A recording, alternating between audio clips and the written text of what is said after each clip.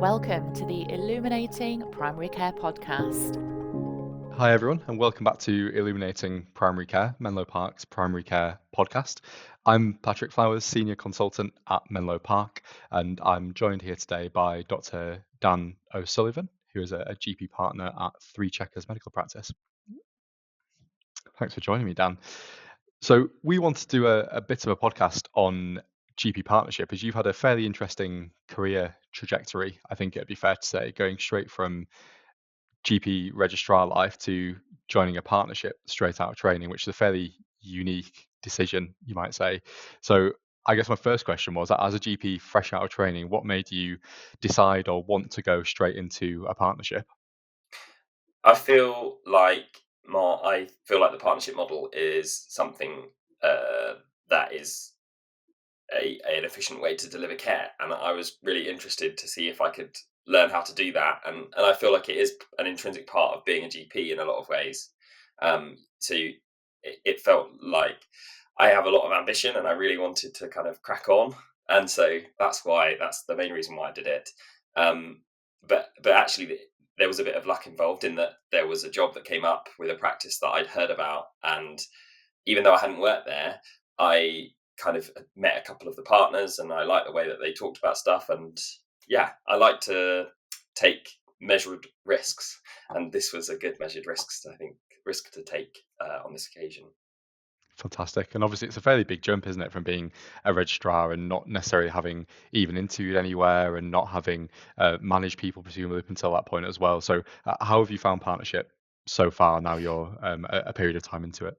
Yeah, so I did a bit of leadership fellow work when I was an ST3, and so I kind of got introduced to the wider structure of NHS management before that, and it made me think about how much control I kind of wanted to take of like my small area, and that's kind of what I found a little bit. So my partners are very permissive, and they are very understanding of the fact that I'm not up to speed with everything, and that I'm basically learning two jobs. I've passed my GP driving test, but I'm still sort of I'm doing what I feel like is like the more learning that you do when you pass your test now, in terms of like the clinical work, getting through patients in an equitable fashion, in terms of giving everyone the right amount of time to be able to deliver the best service to the most people, that on the clinical side.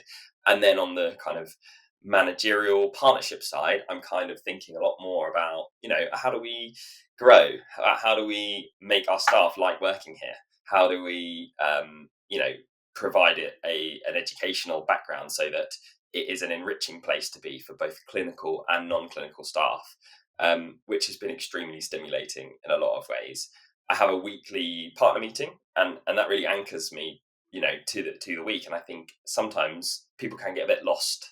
And I certainly felt like that as a registrar, turning up, going home, turning up, going home. And then, whereas it's almost like a capital letter at the beginning of the week, having the partnership meeting for me. And it kind of makes me feel ownership in the business and stuff. And then I start doing my clinical work, and I'm like, you know, it, it's been very, very good. I've really enjoyed it.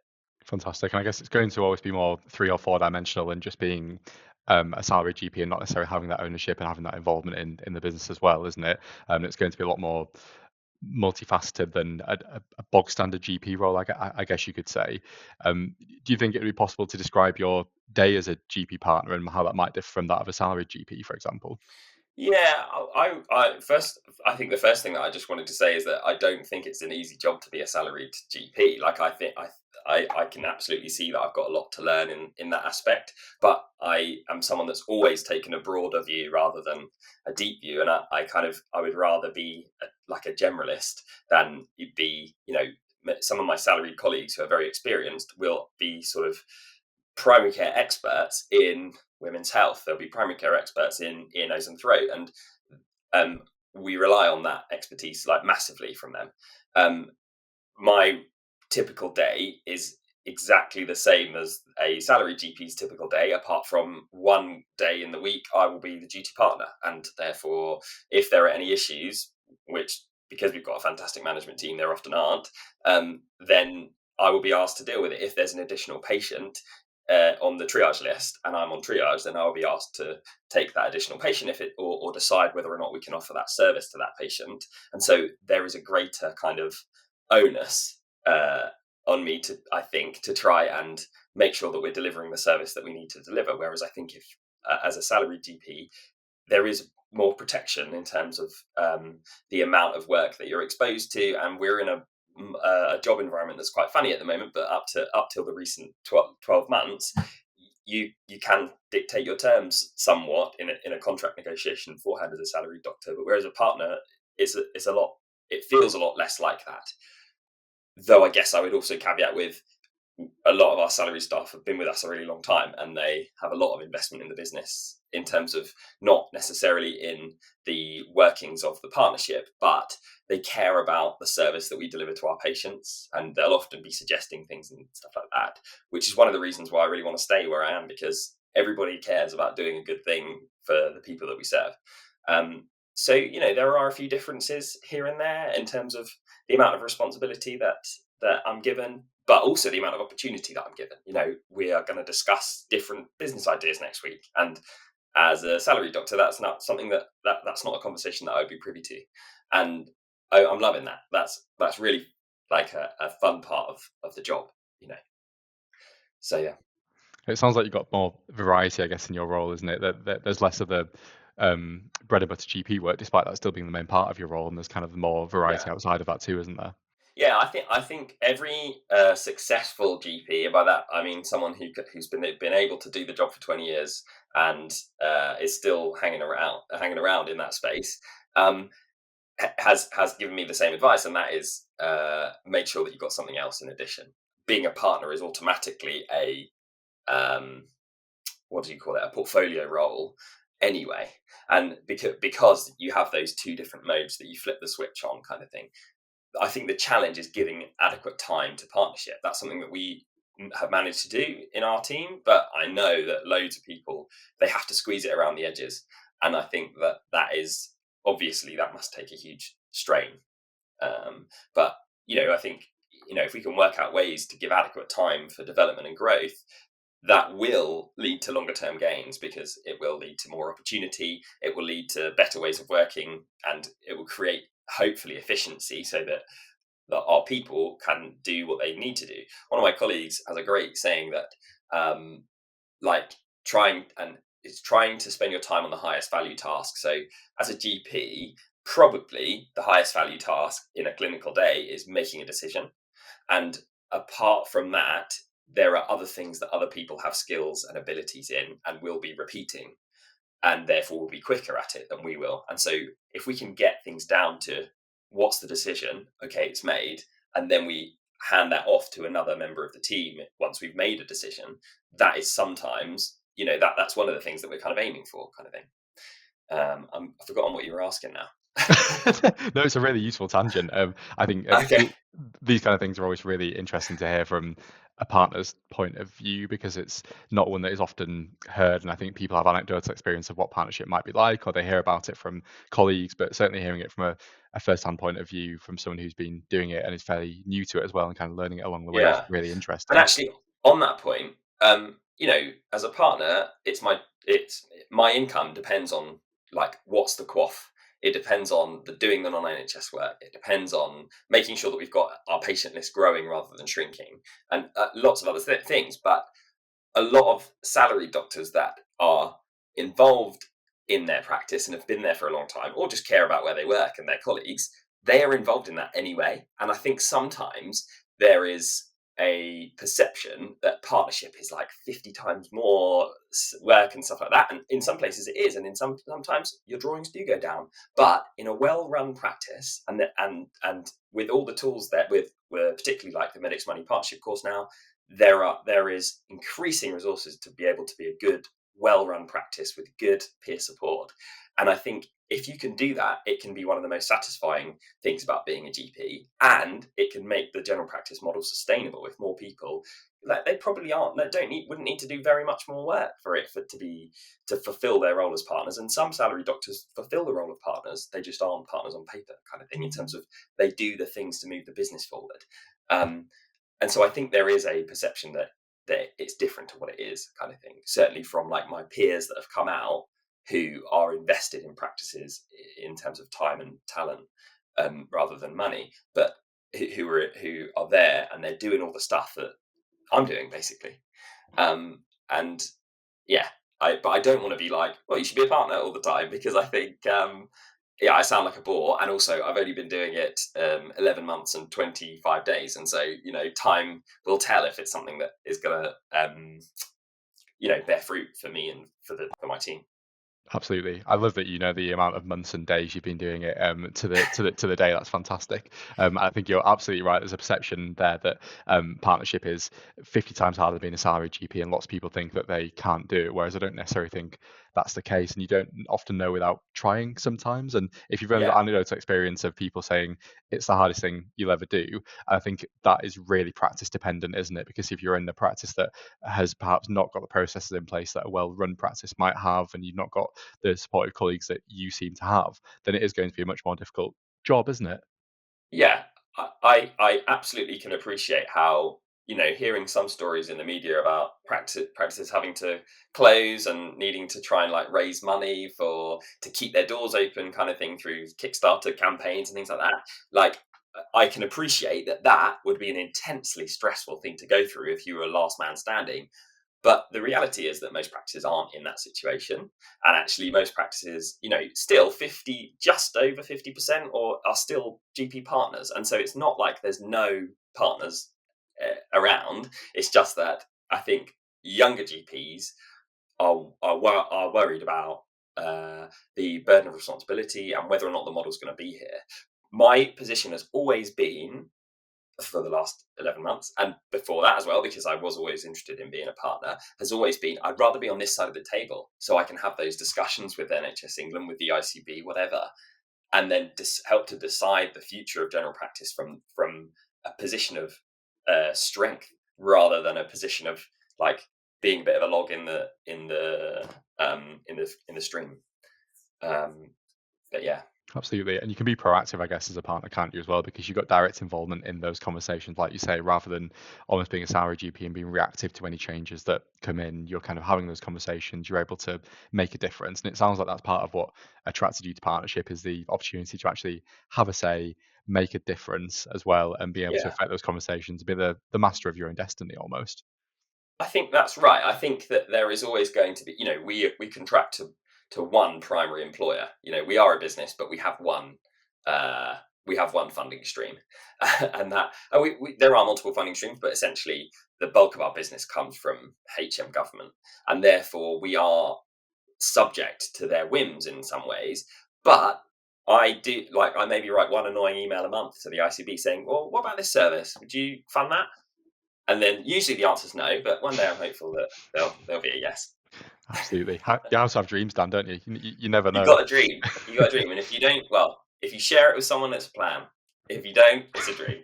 Absolutely. That's the way So, to look at it. person at the ICB, apologies, but I'm not going to stop sending you emails. These things need to be done. Difficult conversations need to be had, don't they? Is there anything about partnership that you find more difficult than you thought you would, or anything that's been more difficult than you're anticipating about the role? For me, it's that I have become an employer, and my relationship with people is an important thing to think about. So something that has come up in reviews is like, I can't just be best friends with everyone all the time. And there may be a time when I have to have a difficult conversation with someone that I have previously been really chummy with and stuff like that. And it's not saying that you can't make friends at work or shouldn't. Like I do, and I'm a friendly guy and I really want to. But I think one of my challenges is going to be sort of being able to be the boss if I have to. We have a fantastic management team who did, and my practice manager Sue is just amazing at HR. She's amazing. She knows a lot of stuff, and she's been in this space for a long, long time.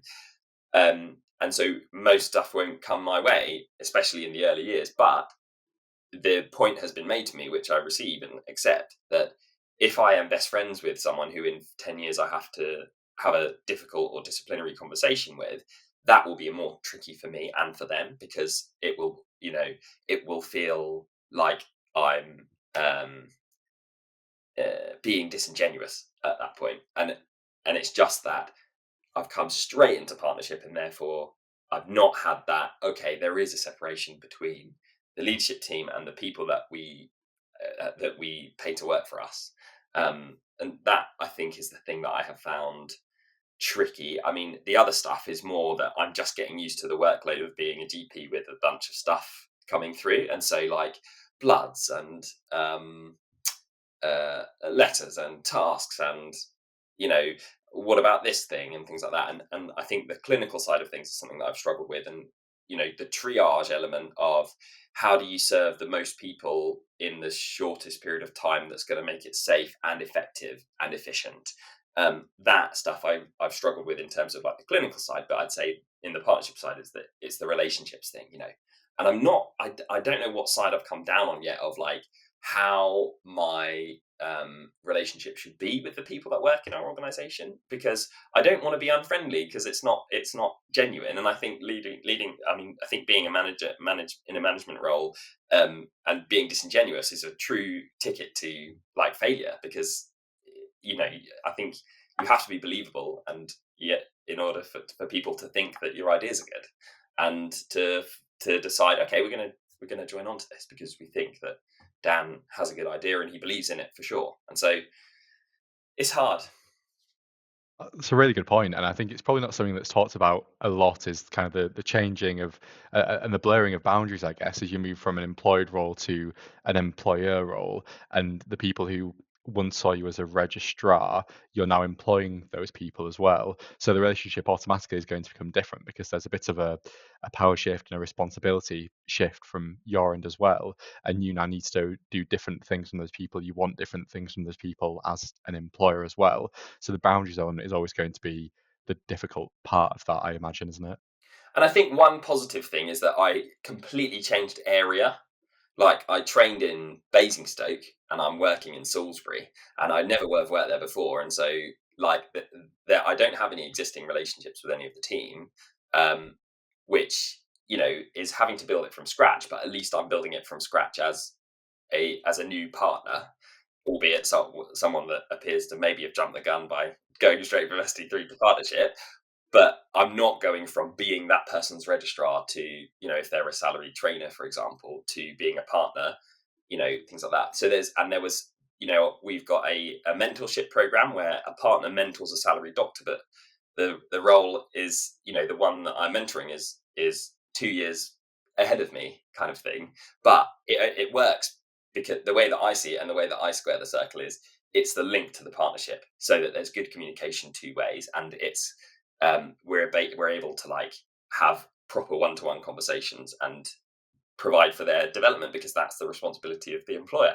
And so, but the word mentor I've struggled with, because they will know a lot more about being a GP than I do, but I'm in the partnership role, and so there has to be that communication link, and I should take on the fair share of workload compared to my colleagues. Absolutely. And it's always going to be a trickier element, isn't there, when there's an age gap between the person you're mentoring and yourself as well, I think, and the experience gap as well. But it sounds like you've managed that quite well. I think another question that people will be quite keen to hear about is, how do you manage the work-life balance as a GP partner, and how do you keep that sustainable with the added responsibilities of partnership on top of being a salaried GP? Yeah, we've just had another baby. We've got 3 kids, and I'm not sure that there's I'm not sure that there's a whole lot of work-life balance. Because I think, we've just put my middle son into preschool for an extra morning, so I can do some extra paperwork, and hopefully that will even things out. But I don't know. I think work-life balancing something exactly 50%, I think, is not necessarily a path to satisfaction. I think it's about, are you satisfied in the work that you do? And if you are, then you will be able to find the right amount of that to do and not to do. And because I think that often your identity as a doctor bleeds into everything you do anyway, and it's really hard to get a break from that in some ways. And you got to make a big effort, but sometimes you pay people with you. People have sad stories, people have really difficult lives, and you just have to, like, sometimes you need a bit of time to process that, and it does bleed into your home life. But then I've got to take Alfie to gymnastics, and I've got to take Rupert to football, and Fliss, my little baby, has been up all night, and so my wife needs a break, and so you've just got to crack on and do that. And the thing is, one of the things that's key here is I work 5 sessions at that place at Three Checkers, and that is brilliant because it's basically 2.5 days, and the rest of the time I'm able to provide childcare for my children, and my wife is able, she's an anaesthetist, she's able to go to work, and she's able to do the things that light her fire and stuff like that. And then I because I have a problem, I started a half day a week with the fellowship as well, doing urology clinics at Salisbury Hospital, and that's been great as well because it's something different again. It's going deep on hematuria, on blood in the urine, and but only for that half a day, and I have a few letters to sign, and then I'm kind of finished. And so the balance is, I think, provided by the contrast rather than the exact splitting of time, even though you could say that my time is split evenly. I think it's that I love all of the different things that I do for different reasons. And yeah, they all stress me out. And sometimes, you don't get the balance for a little while because, people go off. I've been off, and my colleagues have taken, because on paternity leave, and my colleagues have taken the slack, and I hope to be able to do the same for them. And that means that sometimes you do a bit more.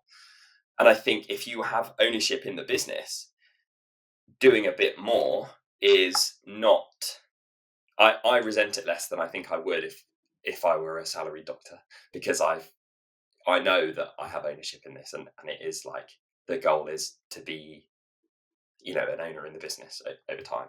I think that's a really nice way of looking at it, that work-life balance almost doesn't come from just time away from work. It actually comes from enjoying the work you do while you're there as well. It's not just about having that time away and having the separation and not being there all the time. It's actually going to work and enjoying it rather than your solace being kind of outside of work and being away from it, which I think is what you're saying, isn't it? That you have that ownership and there's that extra motivation to have a say in things, have a change in how things run as well, and that then helps your time away from work because you're not dreading going back to work because you're enjoying it so much.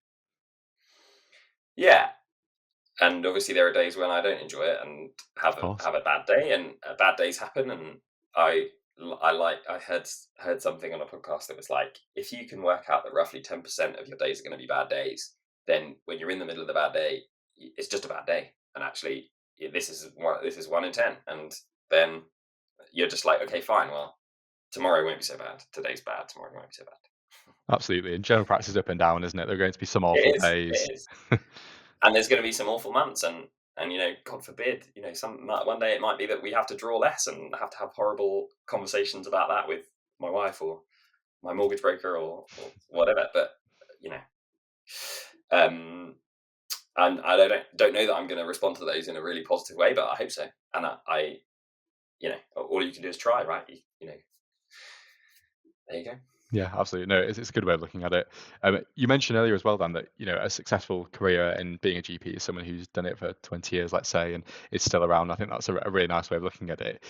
Do you have any particular long-term goals as a GP partner, either personally or for your practice? Yeah, I would like to make where we work a really attractive place to work. I would like it to be the best place in the region to be a GP. And I think we could do that through things like education, I think, and providing, having excellent links with our secondary care colleagues in terms of that, and also doing in-house stuff. I think we can do that through processes, through trying to streamline things, through creating, helping the GP to be the decision maker, and all the other stuff to potentially be done more by some of the R's roles and things like that. But also to provide development for our staff, who are, again, they're brilliant. They do a lot of stuff for us, and they've been with some of them have been with the practice for a long time, and they're really embedded in the culture and stuff like that. And so, growing that, whoever's joining in and trying to, we're just hopefully making a better, each contact with a patient will hopefully make their lives a little bit better, and that will hopefully cause an enriching career for whoever comes and works for us. I would like to potentially see some services run from our surgery for the in the community and stuff like that. If that's the direction of travel, so you know maybe a hematuria clinic that we can be involved in and stuff like that, or maybe something else that one of my other partners are interested in. And at the moment, we're just exploring things like occupational medicine and whether or not that is going to be a good adjunct for us, and how much time and resource we could put into that. So I hope that we'll be a multifaceted business in the future, and I hope that it will be something that people respect and like, and that we can be a beacon for like this is why it can be good to be a GP, and this is how good general practice can be, kind of thing. Because I think there's a lot of I think obviously because so much of our funding is tied to the government, there's a lot of feeling of disempowerment, and I really strongly feel that we can at least mitigate that by demonstrating that there are general practices that or surgeries that will take on something and make it their own and be able to sort of have the volition to bring an additional service in, or to like have a business innovation or something like that, in order to make it sustainable, because to still be able to provide care and also still be able to feed our families and have an enriching, fulfilling career. Amazing. I think that's a really nice answer that you said. You want to kind of be looked up to as a practice. You want to be a nice place to work. It's more goals as the kind of people you want to be as employers and the kind of people you then want to attract. I think that's a really admirable goal almost, and not necessarily an answer I was expecting, but I think a really nice perspective from a partner point of view, that you want to make it an attractive place to work, and that obviously is so high up your list of priorities as well. I think that's a really good way of looking at it. I think that being a nice place to work also ties into culture, it ties into workload, it ties into trust, Yeah. it ties into all of these things. It's a much bigger thing than just wanting to attract the best talent, isn't it? Yeah, well, exactly. I'm not. I always shy away a little bit from attracting the best talent. Maybe because I'm worried that that doesn't include me, and I think that's it's a bit of an excluding thing to say, because actually who knows what people's potential is. If they come and they're in the right role, and we can provide the right training, and they get on and we build good relationships with them, why wouldn't they be able to provide excellent care for our patients or an excellent service for them?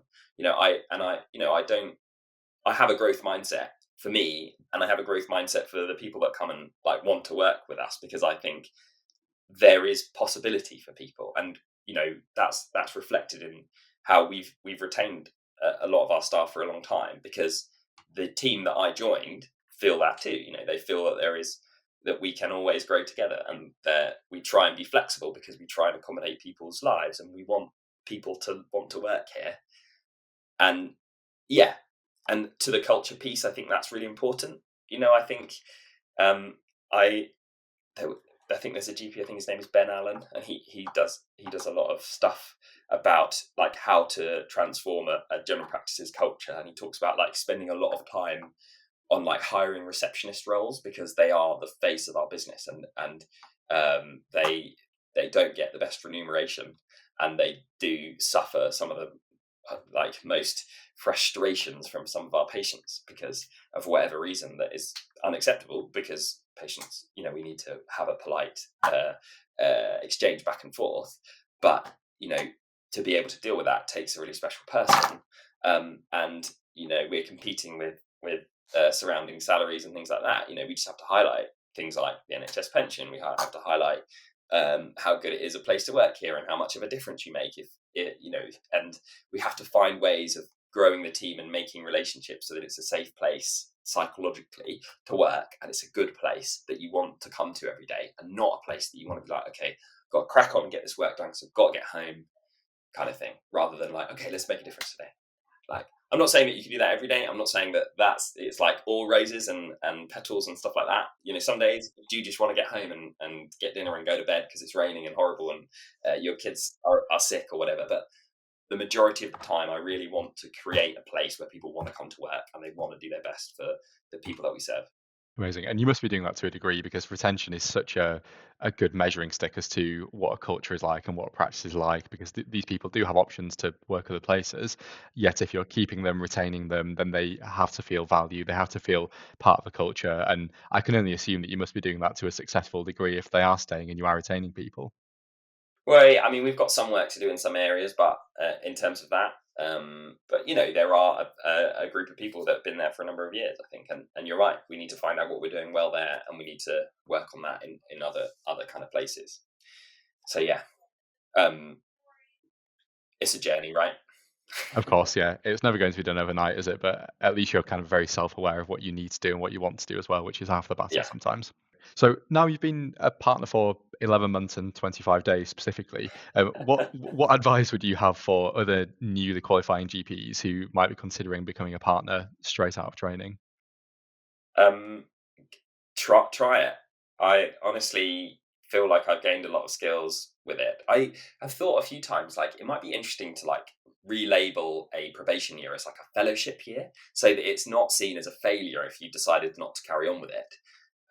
Maybe it could be like a partnership fellow year that if it works well, then it turns into a proper partnership kind of thing.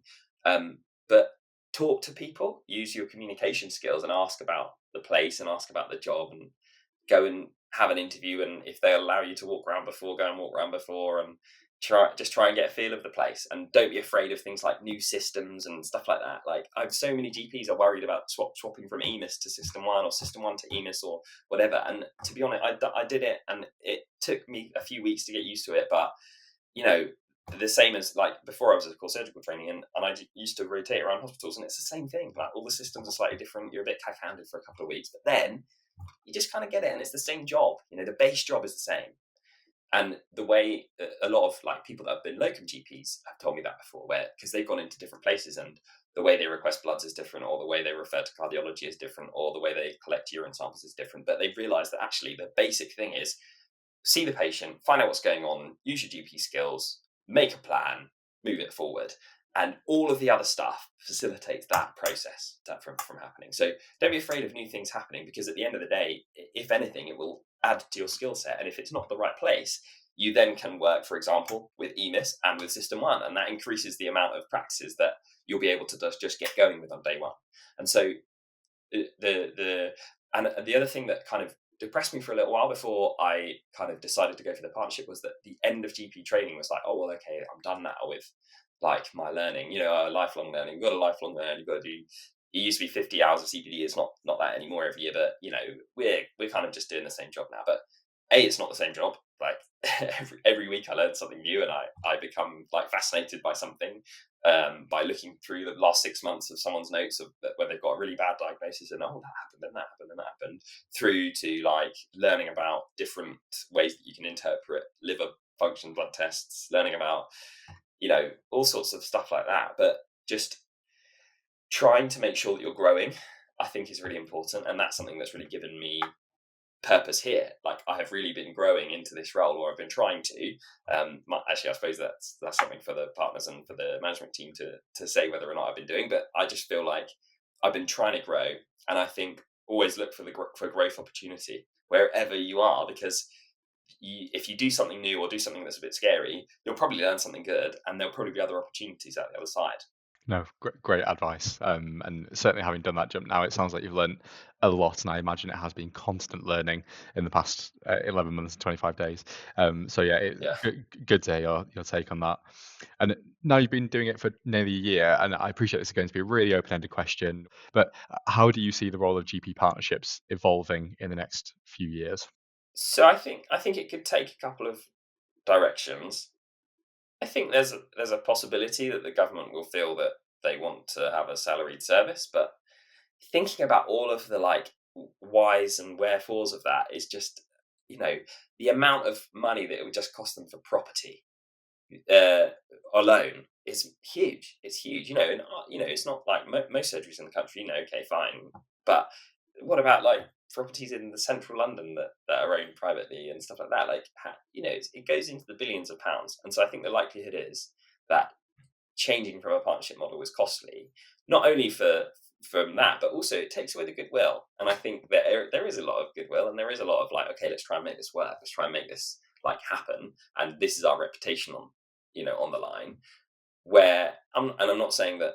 I think doctors are trained in a way that makes us want to protect our reputations anyway, in terms of, we're heavily regulated by the GMC, and we value the trust that our patients have in us, and that allows us to do a good job. So I think as a salaried service, we'd obviously still be held to the highest standards and act at the highest professional standards. But there's a certain thing of like, okay, I own this business, and we have to make sure that next year we've got the same profitability as we do this year. And that means over the summer before I joined, the partners cleared 300 appointments of our long-term condition management, because we were behind. And we're going to have to do that again this year a little bit, but not so much, because the processes and systems have got a bit better. So I do think that partnerships will exist for a little while. I think that there could, I think that partnerships will become more attractive. Maybe that's my rose-tinted view of the world, but I do think that if we can get out that, the work that Medics Money are doing is fantastic, in the sense of like they're trying to make partnership education accessible and early. And so if we can make it a very attractive, learnable thing that is not obscure and opaque, and we say, look, this is being a GP and having more autonomy in your work. And we know consistently through surveys and things like that having autonomy and decision-making power is part of the stuff that makes work really fun and great. And if we can promote that side of things, I think that partnerships will thrive. And I think GPs will be central to that, and that kind of thing. But otherwise, I don't know.